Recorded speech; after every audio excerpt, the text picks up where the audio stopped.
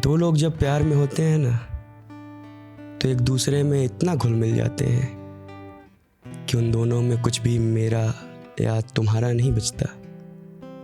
सब कुछ हमारा हो जाता है।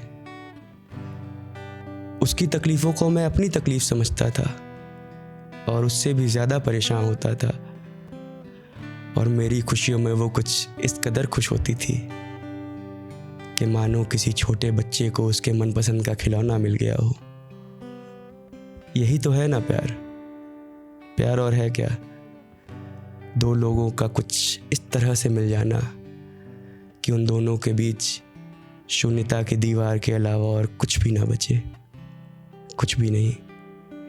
और जब शून्यता की दीवार के अलावा और कुछ भी नहीं बचता है, ठीक तभी उसी जगह जन्म लेती है मोहब्बत। और मोहब्बत के जन्म लेते ही एक दूसरे के घर पे आना जाना बहुत कॉमन हो जाता है। उसका भी मेरे घर पे आना जाना बहुत होता था, या फिर ये कहें उसके आने से ही मेरे मकान की ईंटों से बनी दीवारें घर कहलाने लगी थी। मेरे घर का हर सामान पहचानता था उसे, क्योंकि हर एक सामान के साथ उसकी कुछ ना कुछ यादें जुड़ी हुई हैं।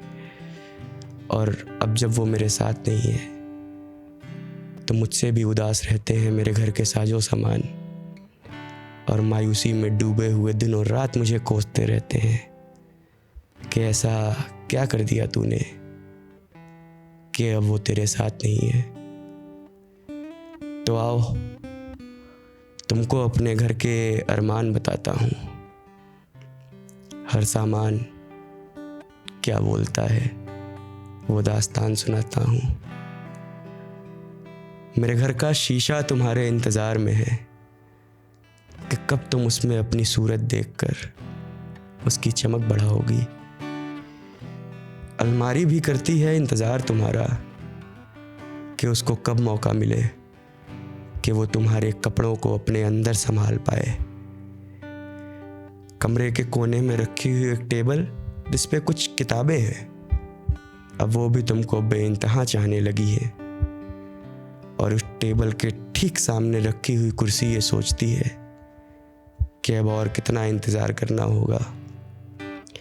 कभी कभी तो घर की दीवारें भी पूछ लेती हैं मुझसे कि अब और कितने दिन यूं ही तुम्हारे बिन गुजारना पड़ेगा।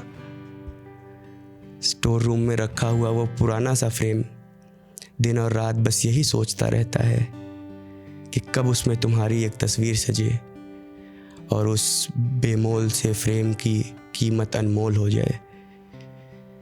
छत पे जाने वाला जीना मायूसी में डूबा हुआ सोचता रहता है कि वो कब तुम्हारे पाँव की मिट्टी से अपने बदन को मैला करेगा। और याद है वो जो हमने छत पे छोटे छोटे पौधे लगाए थे ना, उन पौधों में अब फूल आने लगे हैं, मगर आज तक मेरी हिम्मत नहीं हुई कि उनमें से एक भी फूल तोड़ सकूं। लताओं में लगे लगे वो फूल मुरझाकर ज़मीन पे गिर जाते हैं, ठीक वैसे ही जैसे आंसुओं का बोझ अब पलके संभाल ना पा रही हो और वो आटप के गालों पे आहिस्ता से। और तो और घर की चौखट भी अब तुम्हारी राह तकने लगी है कि कब तुम आओ घर के अंदर कुछ इस तरह कि घर के चारों समत मोहब्बत की खुशबू फैल जाए। रोशन हो जाए घर का हर एक वो कोना जिसे आज तक सूरज की रोशनी भी रोशन ना कर पाई हो।